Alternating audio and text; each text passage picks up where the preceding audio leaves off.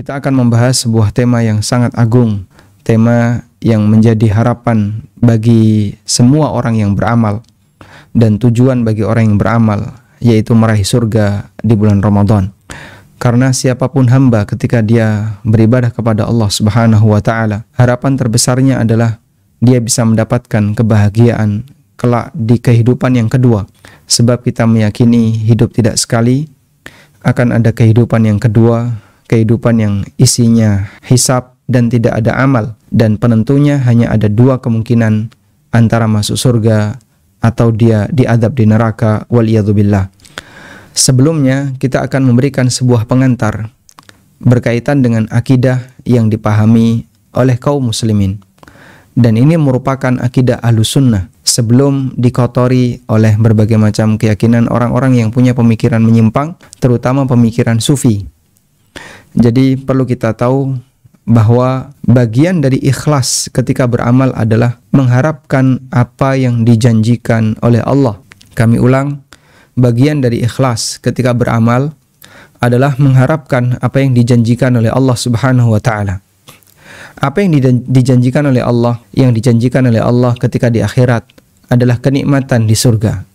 Ada banyak sekali bukti bahwasanya surga adalah bagian yang dijanjikan oleh Allah Subhanahu wa taala. Dan bisa kita lihat Allah Subhanahu wa taala ketika menyebut surga, Allah katakan uiddat. Surga itu dijanjikan. Uiddat. Surga itu dijanjikan lil muttaqin, bagi orang yang bertakwa. Misalnya firman Allah Subhanahu wa taala di surat Ali Imran ayat 133. Allah berfirman, "Wasari'u ila maghfiratin min rabbikum wa jannatin 'arduhas samawati wal ard uiddat lil muttaqin." Bersegeralah untuk menuju ampunan dari Rabb kalian, dan surga itu arduhas samawati wal ard. Lebarnya selebar langit dan bumi. Uiddat lil muttaqin, dijanjikan bagi orang-orang yang bertakwa. Saya terjemahkan dengan lebarnya karena ardun, ain, ra, dot itu lawannya adalah tul. Kalau tul itu bagian yang panjang, sehingga kalau sebuah meja bagian yang panjang ada bagian lebar. Kalimatnya adalah arduhas samawati wal ard, lebarnya seperti langit dan bumi. Bagaimana dengan panjangnya? Wallahu a'lam. Sedangkan luas itu bahasa Arabnya sa'ah. Allah tidak mengatakan sa'atuha, tapi yang Allah katakan adalah arduhas samawati wal ard, lebarnya selebar langit dan bumi. Uiddat lil muttaqin, dijanjikan untuk orang-orang yang bertakwa. Dan lafaz seperti ini cukup banyak dalam Al-Quran, sehingga kata uiddat bagi surga adalah bagian dari sesuatu yang dijanjikan oleh Allah. Demikian pula yang Allah sebutkan di surat Al-Hadid ayat 21. Sabiqu ila maghfiratin min rabbikum wa jannatin arduha ka'ardis sama'i wal ard uiddat lilladzina amanu billahi wa rusulih dzalika fadlullahi yu'tihi man yasha wallahu dzul fadlil azim. Sabiqu ila maghfiratin min rabbikum, bersegeralah menuju maghfirah dari Rabb kalian.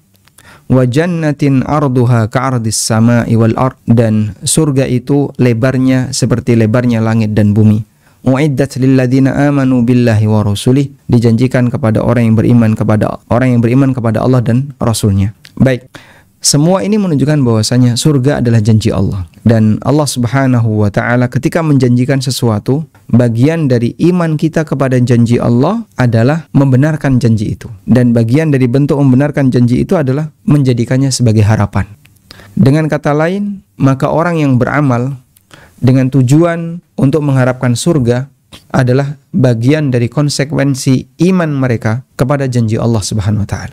Karena ketika itu dijanjikan berarti boleh diharapkan, dan ketika itu boleh diharapkan maka bisa dijadikan sebagai tujuan ketika beramal.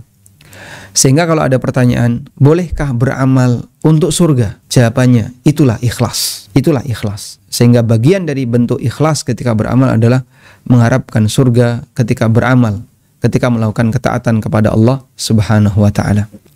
Baik, karena itu kalau ada orang yang punya pemahaman bahwa ketika beramal orang tidak boleh berharap surga, ini ajaran yang menyimpang. Kenapa kita tidak boleh berharap surga? Padahal itu dijanjikan oleh Allah. Terus harapan kita apa? Ridha Allah. Baik, ketika Allah meridhai hamba, apa yang akan Allah berikan kepada hamba? Surga. Apakah mungkin ketika Allah meridai hamba kemudian Allah akan masukkan dia ke dalam neraka? Ini tidak sejalan dengan hikmah Allah Subhanahu wa taala. Dan pemahaman seperti itu muncul di kalangan orang-orang sufi, sehingga ada di antara mereka yang menganggap bahwasanya ketika orang beramal tapi dia mengharapkan surga, amalnya tidak ikhlas. Bahkan disebut telah syirik karena menduakan Allah Subhanahu wa taala. Tujuan amalnya bukan Allah tapi surga. Salah. Kok bisa, Pak? Apa manfaatnya Allah Subhanahu wa taala menyebutkan dalam Al-Qur'an kalau surga itu dijanjikan, kalau tidak boleh dijadikan sebagai harapan? Artinya itu kan janji kosong. Dijanjikan tapi nggak boleh diharapkan. Berarti janji kosong. Anda beriman nggak sih kalau Allah menjanjikan surga? Kalau dia mengatakan tidak beriman, bahaya. Berarti dia tidak mengimani teks Al-Qur'an yang mengatakan bahwasanya surga adalah dijanjikan oleh Allah Subhanahu wa taala. Dan kalau dia bilang saya beriman, walhamdulillah. Kalau Anda beriman bahwasanya surga adalah bagian dari janji Allah, maka dia harus jadikan bukti imannya itu dengan membenarkan janji itu, dan dia jadikan surga sebagai tujuan bagi amal dia. Dia jadikan surga sebagai tujuan amalnya.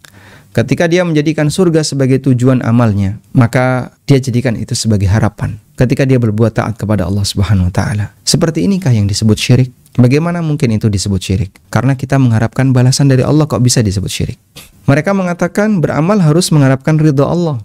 Betul, beramal mengharapkan ridha Allah. Dan konsekuensi ketika orang mendapatkan ridha Allah adalah dapat surga Allah Subhanahu wa taala. Karena itu ketika Allah Subhanahu wa taala menyebutkan tentang kondisi penduduk surga, Allah katakan radhiyallahu anhum wa radu'an. Allah ridha kepada mereka. Radhiyallahu anhum. Allah Subhanahu wa taala berfirman, qala Allahu di surat Al-Maidah. Kita buka ya, biar teman-teman juga bisa ikut melihat. Di surat Al-Maidah ayat 119. Qala Allah, hadza yaumu yanfa'us sadiqina sidquhum lahum jannatun tajri min tahtiha al-anhar khalidina fiha abada radhiyallahu anhum wa radu'an. Allah ridha kepada mereka dan mereka ridha kepada Allah. Di teks sebelumnya yang Allah katakan lahum jannatun tajri min tahtihal anhar. Mereka mendapatkan surga, mengalir sungai di bawahnya. Khalidina fiha abada. Mereka kekal di dalamnya selamanya. Radhiyallahu anhum wa radu'an. Allah ridha kepada mereka dan mereka ridha kepada Allah. Dzalikal fauzul azim. Itulah keberuntungan yang besar. Sehingga di sini kita bisa lihat penduduk surga adalah manusia yang diridhai oleh Allah. Maka siapa yang diridhai oleh Allah pasti akan Allah masukkan ke dalam surga. Karena tidak sejalan dengan hikmah Allah kalau ada orang diridhai oleh Allah tapi kemudian dimasukkan ke dalam neraka. Ya. Dan sebagian orang sufi punya keyakinan seperti itu. Baik, ala kulli hal kita tinggalkan keyakinan yang nggak benar seperti ini sampai ada qasidah yang bunyi teksnya ya Allah, kalau aku beramal karena surgamu, maka jauhkan aku dari surgamu. Dan kalau aku beramal karena takut nerakamu, masukkan aku ke dalam nerakamu. Dan kalau aku beramal karena ridhamu, maka terimalah amalmu. Dan ungkapan seperti ini nggak benar ya. Karena kita beramal kepada Allah untuk mengharapkan balasan sebagai bagian dari iman kita terhadap janji Allah Subhanahu wa ta'ala.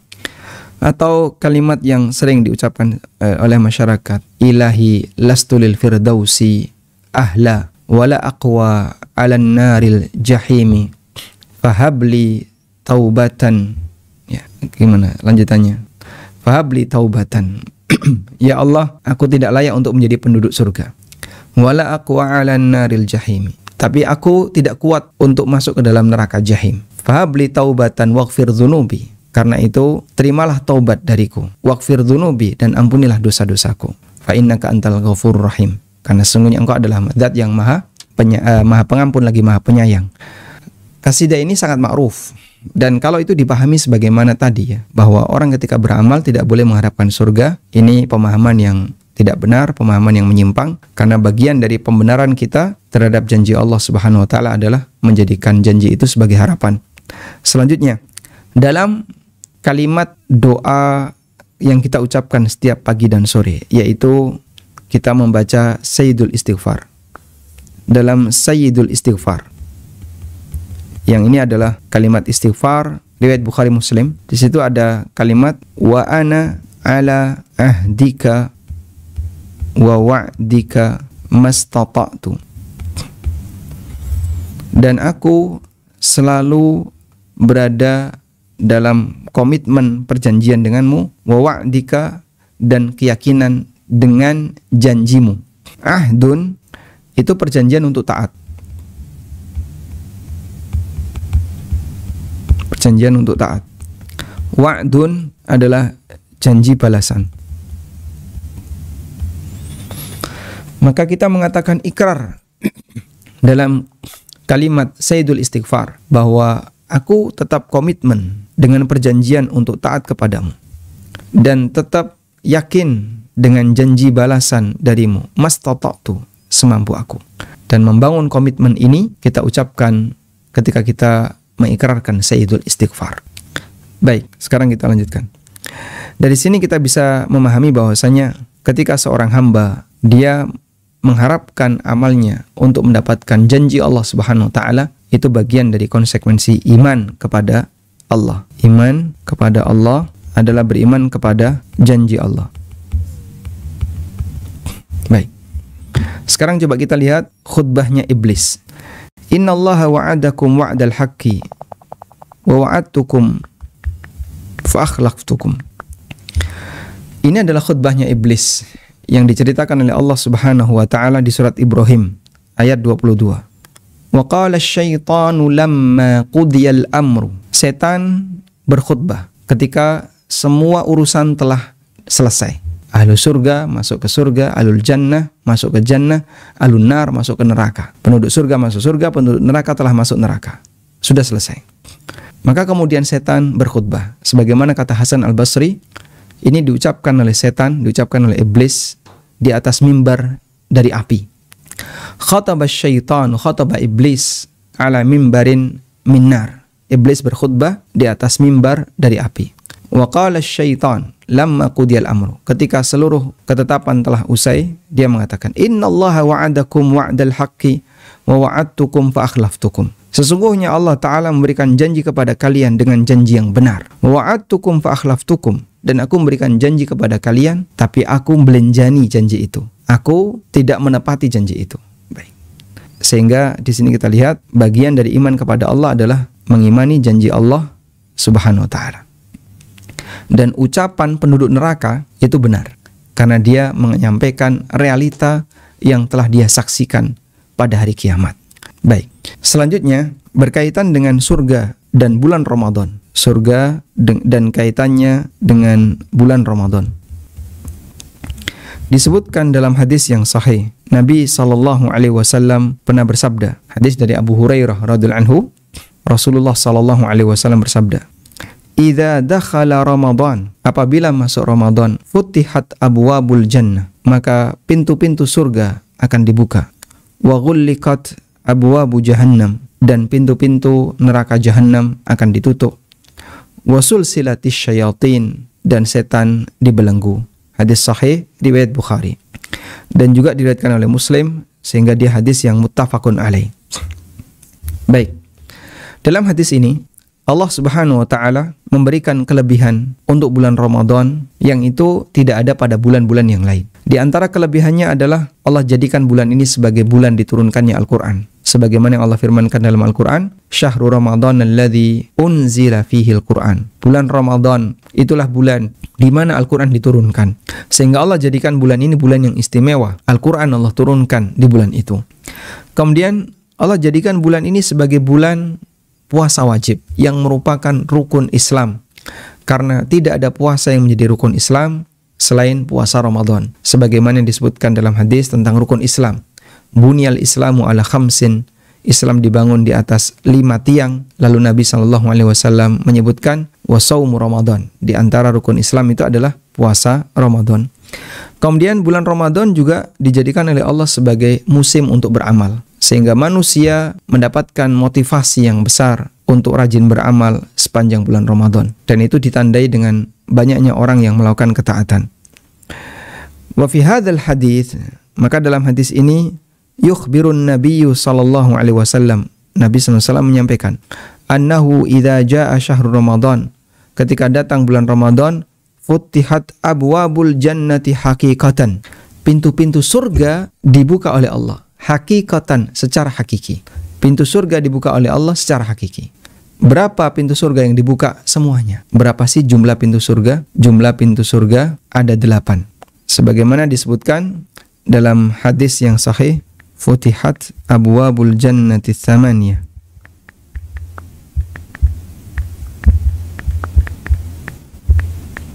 Yang hadis ini berbicara tentang keutamaan berwudu yang sempurna. Berikut hadisnya. Dari Umar bin Khattab radhiyallahu anhu, hadisnya sahih riwayat Tirmidzi, kemudian juga Muslim, Abu Dawud dan yang lainnya. Man tawadda'a fa ahsanal wudu. Barang siapa yang berwudu dengan sempurna. Tsumma qala, kemudian dia membaca asyhadu an la ilaha illallah wahdahu la syarikalah wa asyhadu anna Muhammadan abduhu wa rasuluh. Allahumma ja'alni minat tawwabin wa ja'alni minal mutatahhirin. Kata Nabi sallallahu alaihi wasallam, futihat lahu tsamaniyatu abwabil jannah. Maka akan dibukakan untuknya pintu surga yang jumlahnya 8. Yadkhulu min ayyiha sya'. Dia akan masuk dari pintu manapun yang dia kehendaki. Sehingga hadis ini menunjukkan bahwasanya pintu surga jumlahnya ada 8. Dan 8 pintu surga itu adalah pintu-pintu amal. Sebagaimana yang disebutkan dalam hadis yang lain, wa inna fil jannati babun yuqalu lahu ar-rayyan. Di surga ada sebuah pintu namanya ar-rayyan, yadkhulu minhu shaimun. Orang-orang yang berpuasa masuk ke dalam surga melalui pintu ar-rayyan. Sehingga ada pintu namanya ar-rayyan untuk orang yang berpuasa. Kemudian ada pintu salat, ada pintu jihad, ada pintu sedekah, babus shalah, babul jihad, babus sedekah, dan pintu-pintu yang lainnya. Jumlahnya ada 8. Yang itu menggambarkan amalan yang disyariatkan oleh Allah Subhanahu wa taala. Baik. Sehingga Allah Subhanahu wa taala tegaskan, atau Nabi SAW tegaskan bahwasanya pintu surga semuanya dibuka oleh Allah Subhanahu wa taala.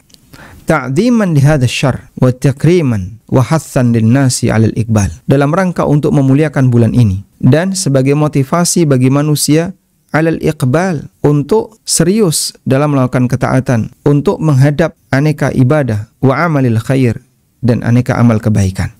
Sehingga dengan dibukanya pintu surga, ya, pintu surga ketika dibuka, maka korelasinya adalah memberi harapan bahwa amal yang dikerjakan hamba akan mengantarkan pelakunya ke surga.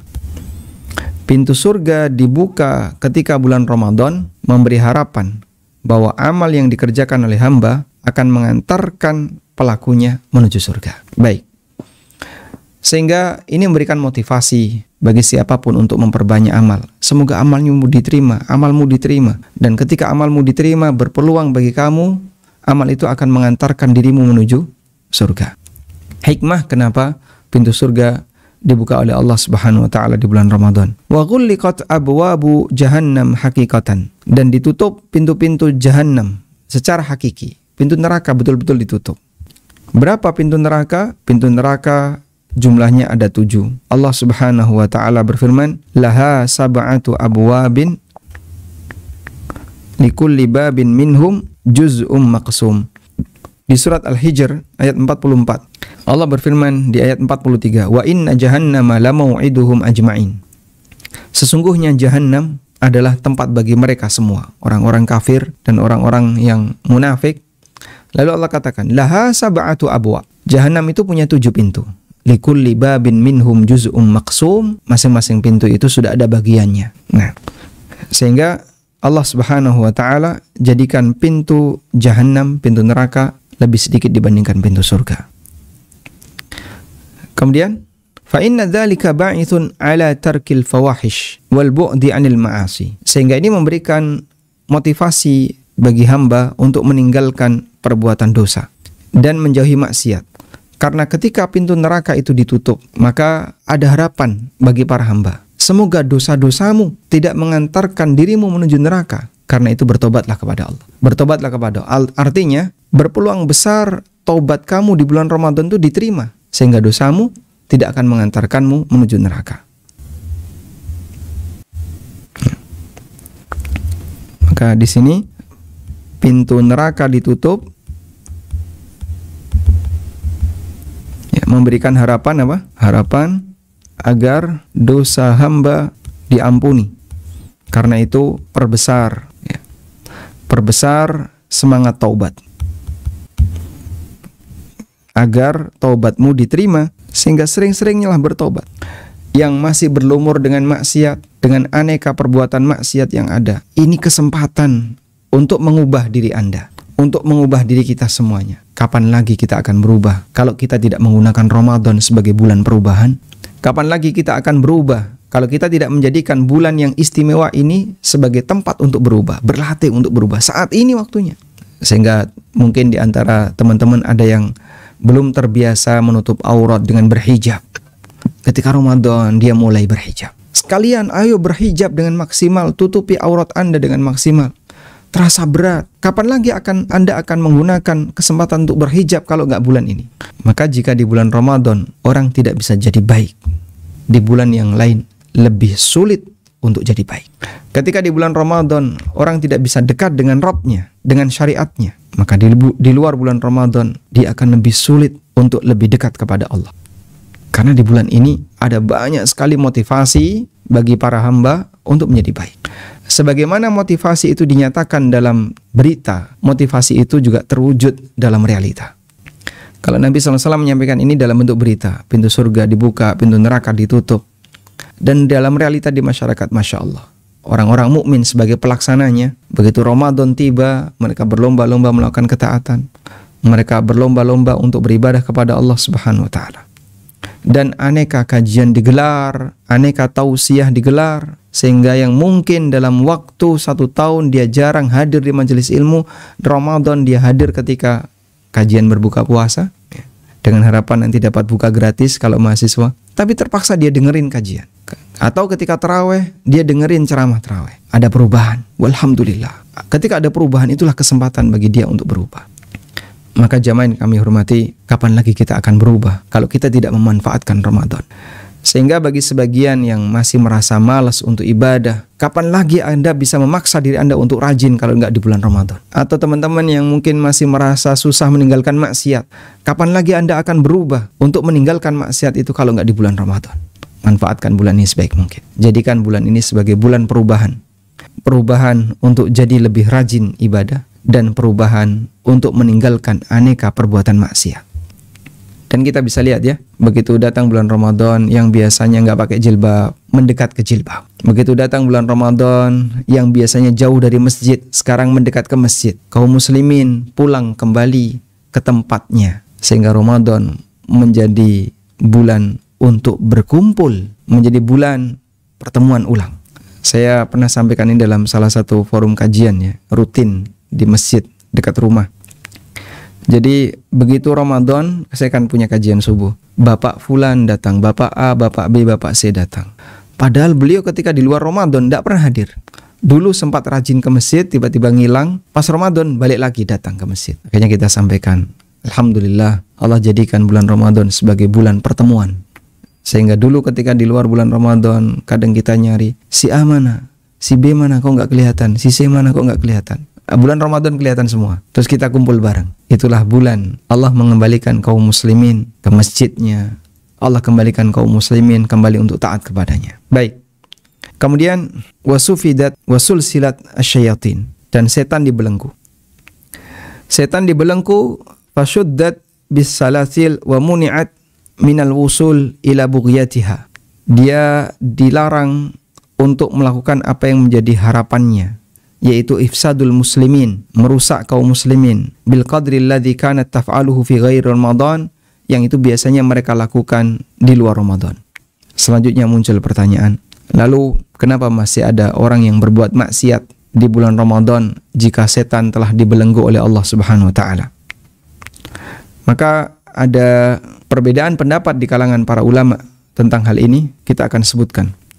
Pendapat yang pertama, bahwa yang dimaksud setan itu dibelenggu adalah setan dibelenggu sehingga tidak bisa mencuri dengar berita takdir di langit. Sudah 100% ketika Ramadan tutup.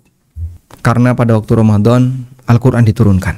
Sehingga dalam rangka untuk memuliakan Al-Quran, maka langit-langit dibersihkan dari setan yang berusaha untuk mencoba naik ke atas dalam rangka mencuri dengar berita dari langit. Sehingga ketika itu al-hirasah, penjagaan dibuat lebih ketat, ya. Sebagaimana yang Allah Subhanahu wa taala firmankan, wa hifdzam min kulli syaitanim marid, ada di surat As-Saffat ayat 7. Dan kami jadikan bintang-bintang yang mengeluarkan api itu sebagai penjagaan dari setan yang pembangkang.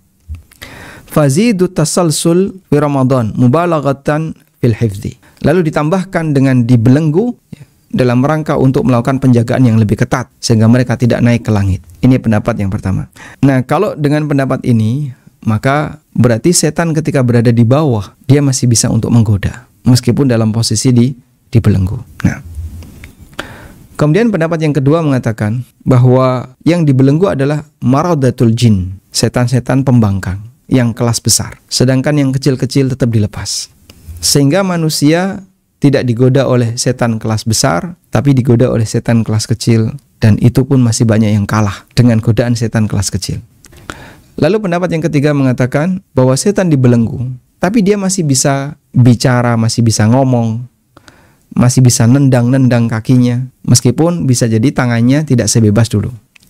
Maka dia menggoda, tapi tidak sekuat godaan dalam posisi dia bebas. Dan pendapat yang ketiga ini adalah pendapat Syekhul Islam, sehingga kata beliau, betul dibelenggu tapi dia masih bisa menggoda. Kemudian pendapat yang keempat, bahwa setan dibelenggu, tapi manusia punya hawa nafsu. Dan bisa jadi maksiat yang dilakukan itu terbit dari hawa nafsunya, tanpa digoda setan. Lalu dia berbuat maksiat karena ingin melampiaskan nafsunya. Makanya tidak semua sumber maksiat berasal dari godaan setan. Wallahu a'lam. Baik, dan kita menyadari bahwasanya dengan semua motivasi ini, maka orang-orang yang beramal kebaikan akan semakin bisa semangat untuk bisa mendapatkan amal kebaikan itu. Wa nada munadin, dan terdapat sebuah riwayat yang mengatakan, ya baghiyal khairi aqbil wa ya baghiyasy syarri aqsir. Dan terdapat panggilan wa yunadi munadin, dan ada panggilan fi kulli lailatin, di setiap malam. Ada panggilan di setiap malam. Panggilan itu terdengar nggak, Pak? Tidak, secara indera pendengaran kita itu tidak terdengar. Tapi ini motivasi, Allahu a'lam, bisa kita sebut motivasi ghaib. Ya baghiyal khairi aqbil, wahai yang mau berbuat baik, ayo semangat. Wa ya baghiyasy syarri aqsir, wahai yang mau berbuat jahat, aqsir, lereni, berhenti sampai di sini. Ada motivator yang menyampaikan, ya baghiyal khairi aqbil wa ya baghiyasy syarri aqsir. Lalu kata Nabi SAW, walillahi utaqa'u minan nar wa dzalika kulla lailatin. Dan Allah memiliki beberapa orang yang dibebaskan dari neraka, dan itu terjadi setiap malam. Allah memiliki beberapa orang yang dibebaskan dari neraka, dan itu terjadi setiap malam. Wallahu a'lam. Sehingga di setiap malam Allah Subhanahu wa taala memberikan jaminan, fulan bebas neraka, fulan si A, si B, si C bebas neraka. Maka dia ketika menuju akhirat, dia akan dibebaskan oleh Allah Subhanahu wa taala dari neraka. Wa dzalika kulla lailatin, dan itu terjadi setiap malam sepanjang bulan Ramadan. Subhanallah, betapa istimewanya. Tidakkah kita punya harapan kita termasuk di antara orang yang utaqa'u minan nar, dibebaskan oleh Allah dalam malam Ramadan yang jumlahnya ada yang 30 malam atau 29 malam. Ada orang yang dibebaskan dari neraka setiap malam, beberapa orang dibebaskan dari neraka. Tidakkah kita punya harapan itu? Jawabannya tentu kita punya harapan itu. Namun harapan perlu perjuangan. Baik. Selanjutnya kita ingatkan, terkadang ada sebagian di antara hamba Allah yang dia ketinggalan jauh. Yang lain khatam Quran, yang lain tadarus, yang lain berbuat taat, tapi dia sendiri rasanya berat sekali. Pak, kayak rasanya berat. Mau berbuat taat rasanya berat sekali. Mau bangun rasanya berat, bahkan kadang sering kebablasan sampai subuh, ya, sehingga nggak sahur. Bahkan kadang ada juga ya model mahasiswa itu, dia jam 11 belum bisa tidur, jam 12 baru mulai ngantuk. Terus dia makan mie instan, campur nasi, telur 2, ya. Terus tambah apa lagi? Udah makan kenyang, minum banyak, tidur, blek, sek, subuh, nggak bangun. Bangun-bangun jam setengah 6 atau jam 6. Tapi dia merasa saya udah kenyang. Baik, orang ini nggak sahur. Karena sahur itu setelah berlalu setengah malam. Dan dia malam itu isinya tidur karena bergadang sampai subuh, meninggalkan keistimewaan di sepertiga malam terakhir bulan Ramadan. Wallahu alam. Nah, kalau terjadi seperti ini, yang perlu kita perhatikan, jika kita termasuk di antara orang yang berat untuk ibadah, padahal banyak orang yang sedang rajin ibadah, bisa jadi karena Allah tidak suka sama kita, bisa jadi karena Allah tidak suka sama kita, lalu Allah jadikan kita malas sehingga Allah nggak suka kita berada dalam barisan orang-orang muslim yang sedang berbuat taat kepadanya. Dan ini yang Allah isyaratkan dalam Al-Quran, ya. Sebagaimana yang Allah firmankan di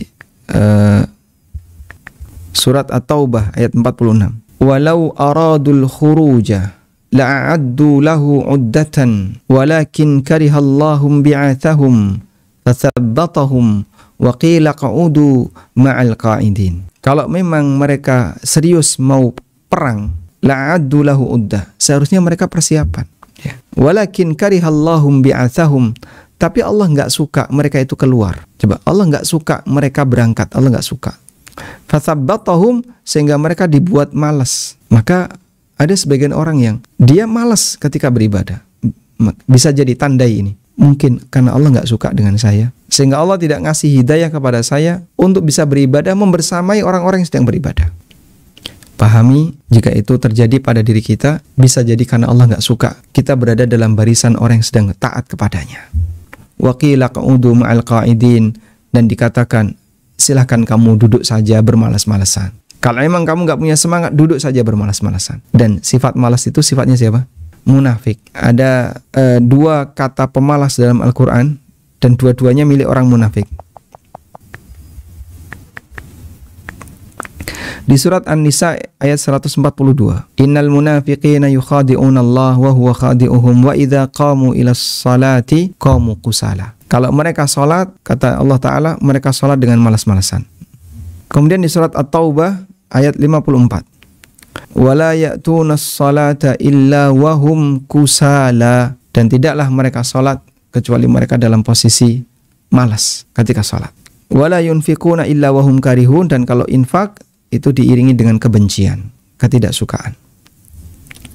Maka Allah mensifati orang munafik sebagai pemalas, karena Allah tidak suka orang munafik ini membersamai kaum muslimin ketika beribadah. Nah, kalau terjadi seperti itu pada diri kita, waspadalah, bisa jadi ada banyak penyakit dalam hati kita.